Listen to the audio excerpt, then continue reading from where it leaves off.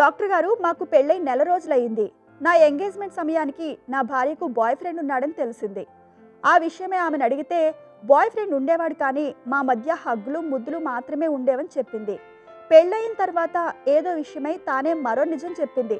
అతనితో రొమాంటిక్గా దగ్గరయ్యాను, కానీ ఎప్పుడూ సెక్స్లో పాల్గొనలేదని, ఇది నిజమని చెప్పింది. ప్రస్తుతం తాను నాతో బాగానే ఉంటుంది, కానీ నాకు మాత్రం తనంటే ఎందుకో అయిష్టంగానే ఉంటుంది. విడాకులు కూడా తీసుకుందాం అనుకుంటున్నాను. నా భార్య మంచి అందగత్తే, ఎంతో అణుకువగా కూడా ఉంటుంది. ఇటువంటి అమ్మాయి నాతో ఉంటే జీవితం బాగుంటుందని అనిపిస్తుంది. నాకు ఏం చేయాలో పాలుపోవడం లేదు. నేను విడాకులు తీసుకోవాలా వద్దా?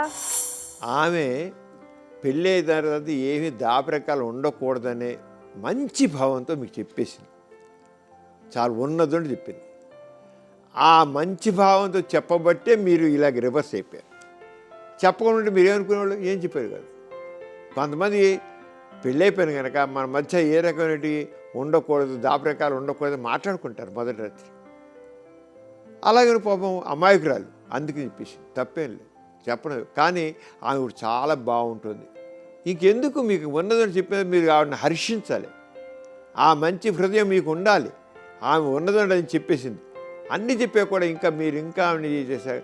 వీటిని పట్టించుకోవద్దు, ఏం పట్టించుకోవద్దు. దాచిపెట్టి రహస్యం మెయింటైన్ చేస్తూ ఆవిడ రహస్యంగా ఎక్కడైనా కాంట్రాక్ట్ పెట్టుకుంటే ఏం చేస్తారండి మీరు? అది ఇంకా ఉన్నదని చెప్పింది. చక్కగా మనసు ఇప్పి మీతో ఉంటుంది, చాలా దగ్గర ఉంటుంది. చక్కని భార్య దొరికింది. గతాన్ని మర్చిపోండి, హాయిగా ఆవిడతో జీవితాన్ని కొనసాగించండి.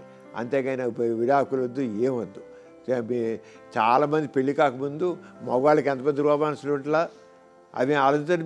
మీకు లేకపోవచ్చావు, కానీ ఎంతమంది ఉండేట్లా వాళ్ళందరూ హాయిగా సంసారాలు చేయట్లేదా?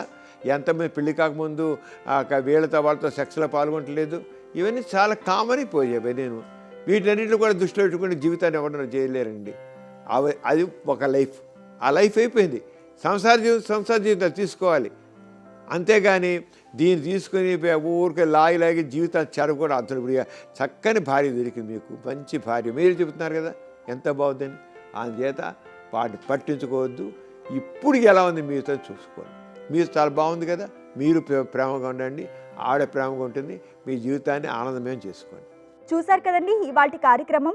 మీకు కూడా లైంగిక సమస్యలు కానీ సంతానం లేని సమస్యలు ఏమైనా ఉంటే మీ సమస్యలను వాట్సాప్ ద్వారా పంపచ్చు.